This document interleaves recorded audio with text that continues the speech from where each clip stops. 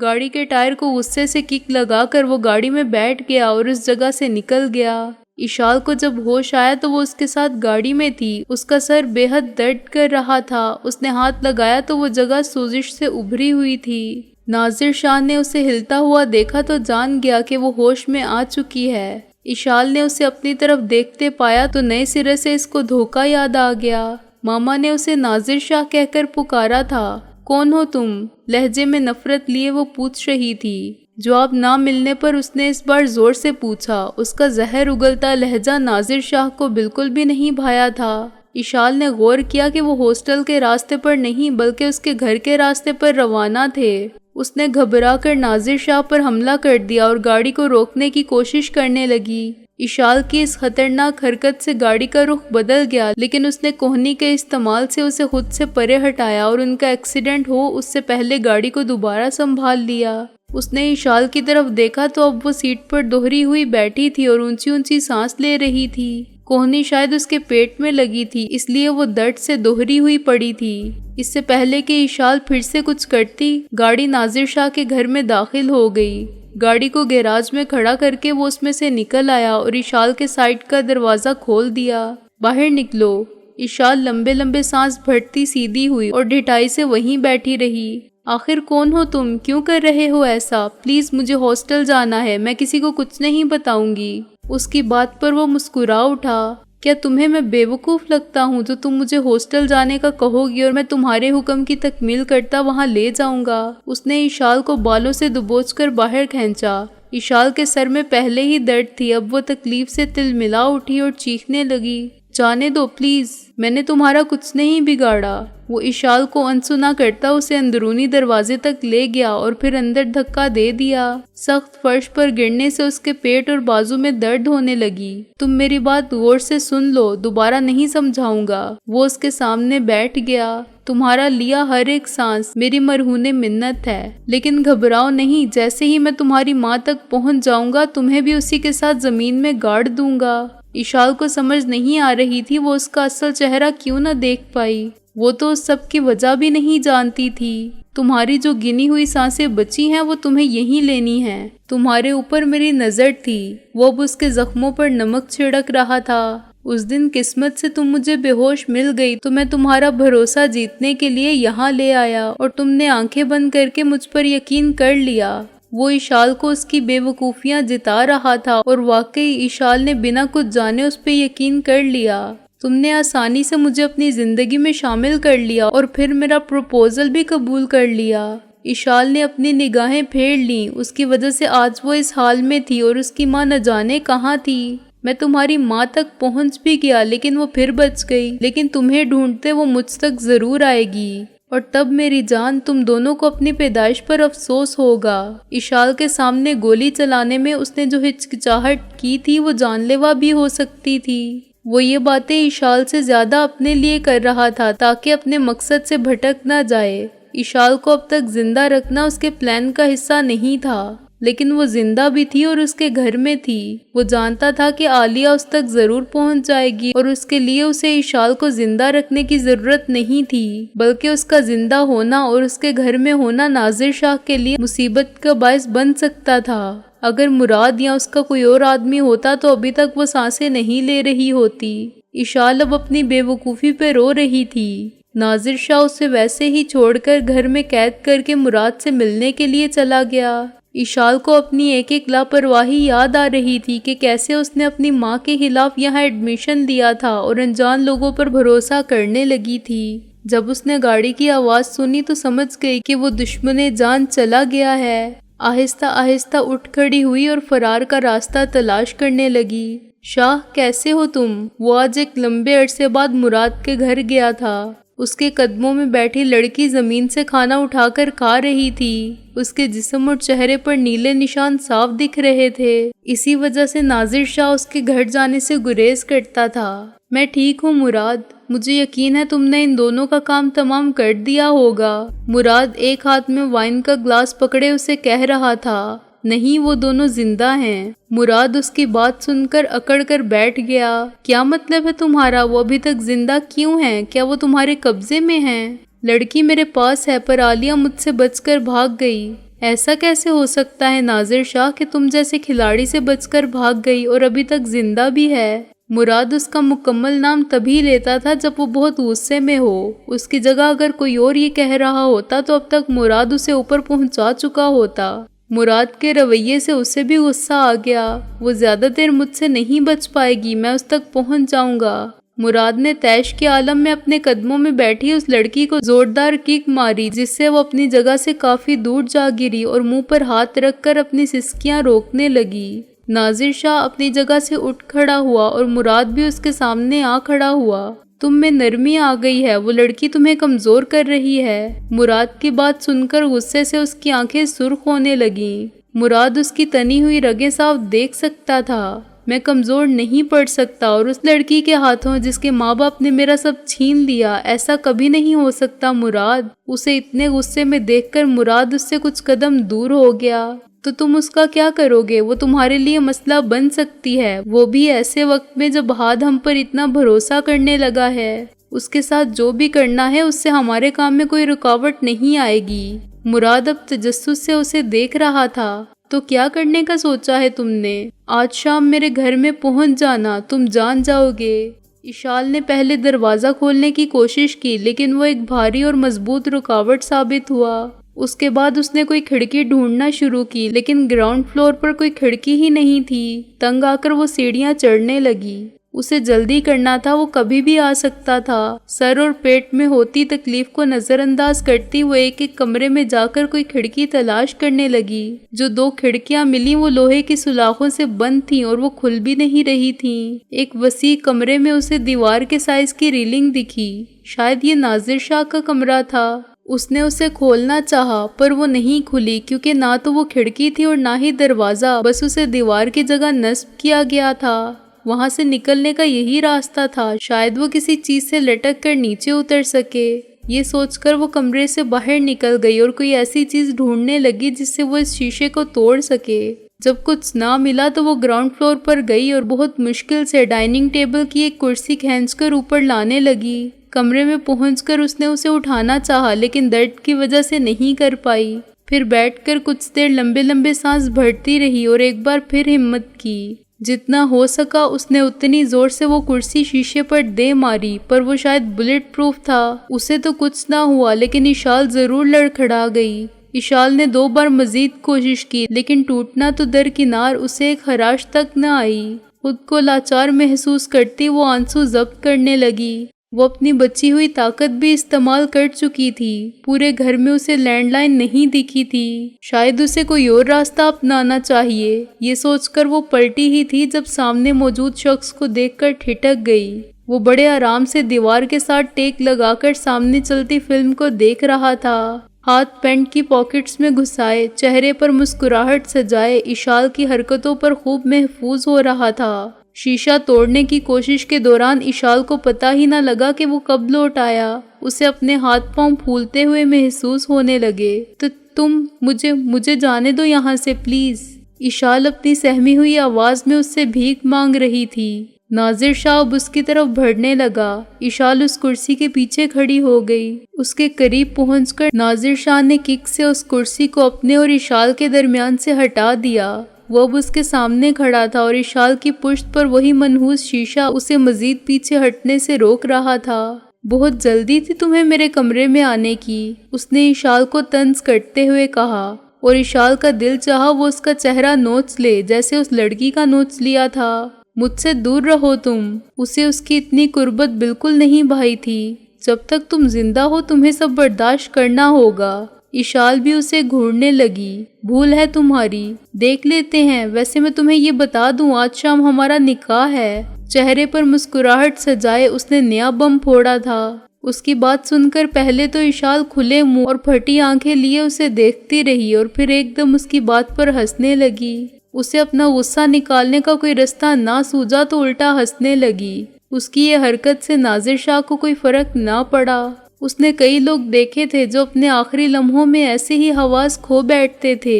میں اور تم اور نکاح، تم پاگل ہو اگر تمہیں لگا میں تم سے نکاح کروں گی۔ وہ ہنستے ہوئے ٹوٹ ٹوٹ کر کہہ رہی تھی، مجھے نہیں پتا تھا تم اتنا خوش ہو جاؤ گی، اور ہاں نکاح بالکل، وہ بھی آج شام کو۔ ناظر شاہ کو ایک دم سنجیدہ دیکھ کر اس کی ہنسی بھی ختم ہونے لگی اور اب ہنسی کی جگہ آنسوؤں نے لے لی۔ تم غلط کر رہے ہو، پلیز ایسا نہیں کرو میرے ساتھ، اپنے آنسو بمشکل پیتے ہوئے وہ کہنے لگی۔ ناظر شاہ نے ایک دم ہاتھ اٹھا کر اس کے چہرے کو چھونا چاہا، جس پر اس نے فوراً اپنا رخ بدل لیا۔ اس کا ہاتھ جو ابھی ہوا میں ہی تھا اس نے اشال کے سر کے پاس شیشے پہ رکھ دیا۔ وہ اب نم آنکھوں میں التجا لیے اسے دیکھ رہی تھی۔ تم نے مجھے یہاں قید کر رکھا ہے، کیا وہ کافی نہیں جو اب یہ سزا دے رہے ہو مجھے؟ اشال رضا، سچ کہا کہ تم یہاں میری قید میں ہو اور جب تک میں چاہوں گا تم یہی رہو گی۔ ناظر شاہ اس پر مزید جھک کر اب اسے ڈرا رہا تھا۔ اشال کو فرار کا کوئی رستہ سمجھ نہیں آ رہا تھا۔ ایک جوان لڑکی میرے ساتھ اکیلی رہے گی، کیا میں اس کا فائدہ نہیں اٹھاؤں گا؟ اس کے انداز اور بات سے وہ اب کپ کپانے لگی تھی، اس کے ہونٹ خشک پڑنے لگے تھے۔ اشال کو لگ رہا تھا گویا اس کی قوت گویائی ختم ہو گئی ہو۔ میں تمہیں نکاح کا آپشن دے رہا ہوں، حالانکہ مجھے اس کی ضرورت نہیں۔ وہ اب چہرے پر گھٹیا مسکراہٹ سجائے ہوئے تھا اور وہ مسکراہٹ اشال کے لیے ناسور بن گئی تھی۔ اگر تمہیں ایسے ہی رہنا ہے میرے ساتھ تو ٹھیک ہے، مجھے کوئی مسئلہ نہیں، اور اگر نکاح کر کے رہنا ہے تو شام تک تیار رہنا۔ اسے مسکرا کر دیکھتے ہوئے وہ وہیں چھوڑ گیا اور اشال وہیں ڈھہ سی گئی، گھٹنوں پر سر رکھ کے زور زور سے رونے اور چیخنے لگی۔ آخر یہ سب کیا ہو رہا ہے میرے ساتھ؟ میں ایسے شخص سے نکاح نہیں کر سکتی۔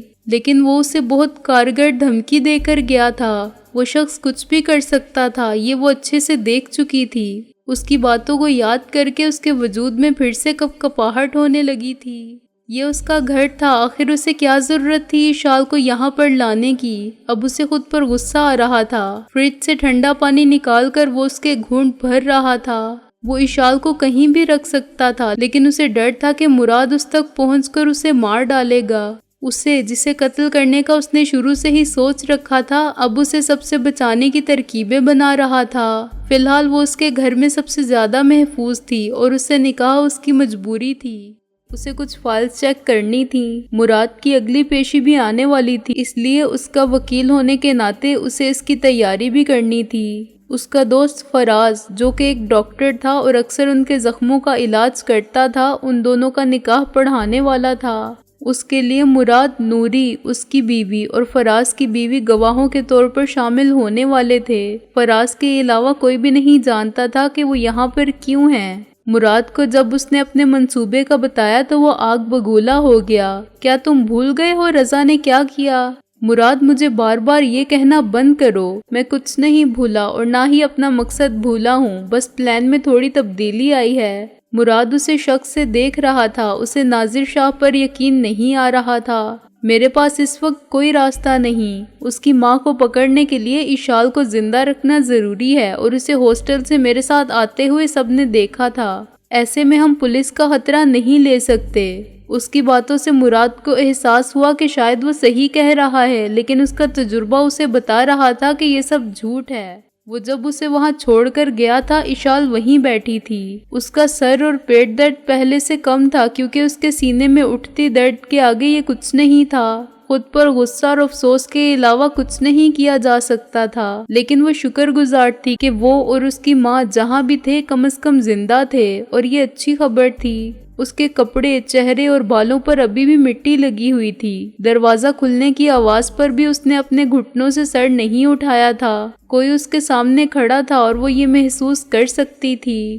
اٹھو، تمہارے ان ڈراموں کے لیے وقت نہیں میرے پاس۔ اس کی بات پر اشال نے سر اٹھا کر اس کی طرف دیکھا۔ اشال دھیرے سے اس کے سامنے کھڑی ہو گئی۔ ایک بات یاد رکھنا ناظر شاہ، میں تم سے اپنے لیے نکاح تو کر رہی ہوں، لیکن میں تمہارے لیے ناسور بن جاؤں گی۔ اس کی بات سن کر ناظر شاہ نے اسے بازو سے پکڑ کر اپنی طرف کھینچا۔ تم کیا جانو ناسور کیا ہوتا ہے؟ اور پھر دھکیلتا ہوا باہر لے گیا۔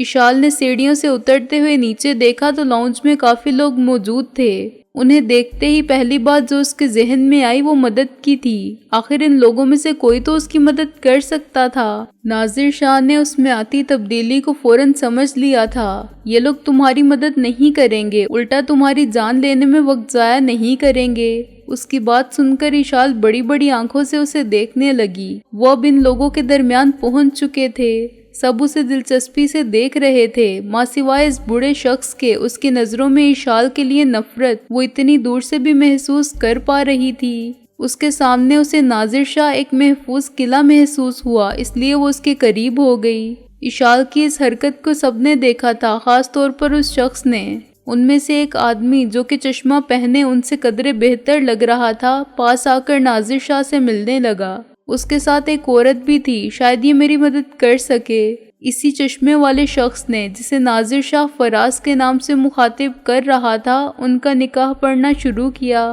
اشال کا بس نہیں چل رہا تھا کہ وہ اٹھ کر وہاں سے بھاگ جائے۔ جب اشال سے نکاح کا سوال کیا گیا تو وہ صوفے پر ایک دم اچھل پڑی۔ ساتھ بیٹھے ناظر شاہ نے اس کا ہاتھ تھام کر اتنی زور سے دبایا کہ وہ کراہ اٹھی۔ اشال کو لگا شاید کوئی اس کی مدد کے لیے کچھ کہے گا، لیکن وہ سب ناظر شاہ کے اس قدم پر خوش دکھ رہے تھے، جبکہ وہاں موجود عورتوں نے ایسے نگاہیں پھیر لیں جیسے انہوں نے کچھ نہ دیکھا ہو۔ تم سے کچھ پوچھا گیا ہے؟ ناظر شاہ نے اسے مخاطب کرتے ہوئے کہا۔ اس سے اشال یہ تو سمجھ گئی کہ واقعی کوئی بھی اس کی مدد کرنے والا نہیں تھا۔ وہ چیخ چیخ کر کہنا چاہتی تھی کہ اسے یہ نکاح نہیں قبول، لیکن دبی ہوئی آواز میں صرف قبول ہے کہہ سکی۔